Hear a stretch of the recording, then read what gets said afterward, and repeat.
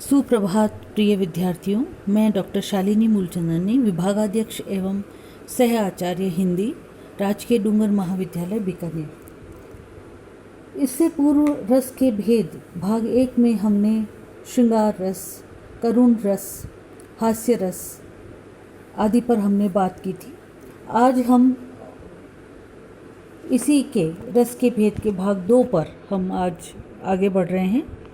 तो श्रृंगार रस, करुण रस, हास्य रस और वीर रस के बाद जिस रस का नंबर है वो है 5वें नंबर पर रौद्र रस। क्रोध भाव को अभिव्यंजित करने वाला रौद्र रस कहलाता है। शास्त्र के अनुसार सहृदय में वासना में विद्यमान क्रोध रस नामक स्थायी भाव अपने अनुरूप विभाव, अनुभाव और संचारी भाव के सहयोग से जब अभिव्यक्त होकर आस्वाद का रूप धारण कर लेता है तब उसे रौद्र कहा जाता है। वस्तुतः जहाँ विरोध, अपमान या उपकार के कारण प्रतिशोध की भावना क्रोध उपजाती है, वहीं रौद्र रस साकार हो जाता है। अतः अपराधी व्यक्ति, शत्रु, विपक्षी या दुराचारी रौद्र का आलंबन है। अनिष्टकारी, निंदा, कठोर वचन, अपमानजनक वाक्य आदि उद्दीपन विभाव है। रौद्र रस का अनुभव आँखों का लाल होना, होठों का फड़फड़ाना, भौहों का तरेरना, दांत पीसना, शत्रुओं को ललकारना, अस्त्र शस्त्र चलाना आदि है। वहीं मोह, उग्रता, स्मृति, भावेश, चपलता, अति उत्सुकता, अमर्ष आदि संचारी भाव हैं। इसे एक उदाहरण के द्वारा देखा जा सकता है, जिसमें कृष्ण के वचनों को सुनकर अर्जुन के क्रोध भाव को व्यक्त किया गया है। श्री कृष्ण के सुन वचन अर्जुन क्षोभ से जलने लगे, तब शील अपना भूल कर करतल युगल मलने लगे। संसार देखें अब हमारे शत्रु रण में मृत पड़े, करते हुए यह घोषणा वह हो गए उठकर खड़े। राम लक्ष्मण परशुराम संवाद में भी इस उदाहरण को देखा जा सकता है। रे नृप बालक काल बस बोलत तो ही न संभार, दनु ही सम त्रिपुरारी द्यूत विदित सकल संसार। छठा रस है भयानक रस।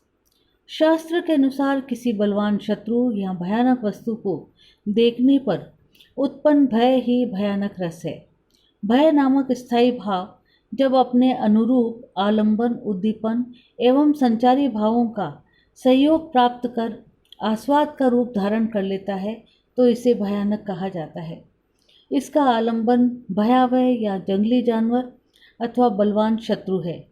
निस्सहाय और निर्बल होना शत्रुओं या हिंसक जीवों की चेष्टाएं उद्दीपन हैं। स्वेद, कंप, रोमांच आदि इसके अनुभव हैं।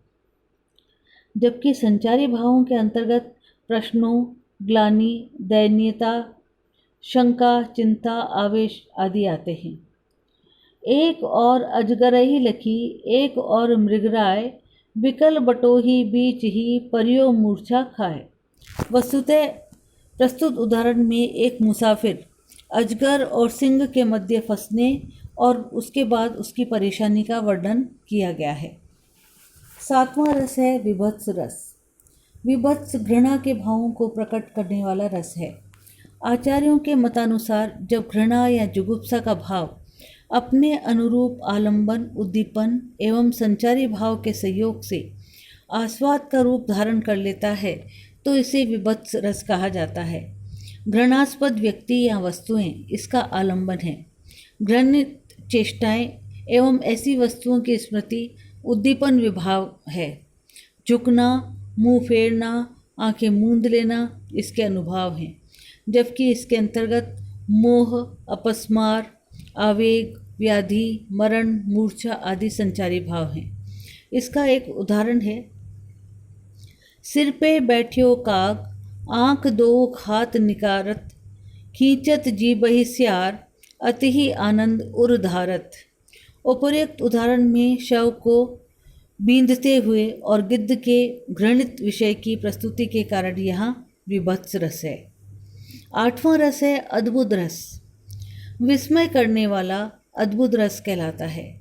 जो विस्मय भाव अपने अनुकूल आलंबन, उद्दीपन, अनुभाव और संचारी भाव का संयोग पाकर आस्वाद का रूप धारण कर लेता है तो उसे अद्भुत रस कहते हैं। इसका आलंबन अलौकिक या विचित्र वस्तु या व्यक्ति है। आलंबन की अद्भुत विशेषताएं एवं उसका श्रवण वर्णन उद्दीपन है। इसमें स्तंभ, स्वेद, रोमांच, आश्चर्यजनक भाव, अनुभाव उत्पन्न होते हैं। इसके अतिरिक्त वितर्क, आवेश, हर्ष, स्मृति, मति, त्रासदी आदि संचारी भाव हैं। इसके उदाहरण के रूप में अखिल भुवन चर अचर सब हरिमुख में लखीमात, चकित भई गदगद वचन विकसित दृग पुलकात। प्रस्तुत अंश में माता यशोदा का कृष्ण के मुख में ब्रह्मांड दर्शन से उत्पन्न विषय के भाव को प्रस्तुत किया गया है। ये असंभव से लगने वाले भाव को उत्पन्न करता है। 9वां रस है शांत रस। तत्व ज्ञान और वैराग्य से शांत रस की उत्पत्ति मानी गई है। इसका स्थायी भाव निर्वेद या शम है, जो अपने अनुरूप विभाव, अनुभाव और संचारी भाव से संयुक्त होकर आस्वाद का रूप धारण करके शांत रस रूप में परिणत हो जाता है। संसार की क्षणभंगुरता, काल चक्र की प्रबलता आदि इसके आलंबन है। संसार के प्रति मन न लगना, उच्चाटन का भाव या चेष्टाएं अनुभाव हैं, जबकि धृति, मति, विबोध, चिंता आदि इसके संचारी भाव हैं। उदाहरण के लिए तुलसी के हम इन छंदों को ले सकते हैं, जिसमें संसार का सत्य बताया गया है कि समय चुकने के बाद मन पछताता है। अतः मन को सही समय पर सही क्रम के लिए प्रेरित करना आवश्यक है। मन पछते ही अवसर बीते, दुर्लभ देह पाई हरिपद भज, करम वचन भर हीते, सहस बाऊ दस बदन आदि नृप, बचे न काल बलीते। 10वां रस है वात्सल्य रस। माता पिता एवं संतान के प्रेम भाव को प्रकट करने वाला रस वात्सल्य रस है। वत्सल नामक भाव जब अपने अनुरूप विभाव, अनुभाव और संचारी भाव से युक्त होकर आस्वाद का रूप धारण कर लेता है, तब वह वत्सल रस में परिणत हो जाता है। माता पिता एवं संतान इसके आलंबन हैं। माता पिता संतान के मध्य क्रियाकलाप उद्दीपन हैं। आश्रय की चेष्टाएं, प्रसन्नता का भाव आदि अनुभाव हैं, जबकि हर्ष, गर्व आदि संचारी भाव हैं। इसका एक उदाहरण देखा जा सकता है, जिसमें बालक कृष्ण को घुटनों के बल चलते देख यशोदा की प्रसन्नता का वर्णन किया गया है। किलकत कान घुटवानी आवत, मचमय कनक नंद के भाजन, बिंब परीखे धावत, बाल दशा मुख निरखति जसोदा, पुनि पुनि चंद बुलावत, अचरा तर ले ढाकी सुर के प्रभु को दूध पिलावत। 11वां रस है भक्ति रस। भक्ति रस का स्थायी भाव है दास्य। मुख्य रूप से रस 10 प्रकार के ही माने गए हैं, परंतु हमारे आचार्यों द्वारा इस रस को भी स्वीकार किया गया है। इस रस में प्रभु की भक्ति, उनके गुणगान को देखा जा सकता है।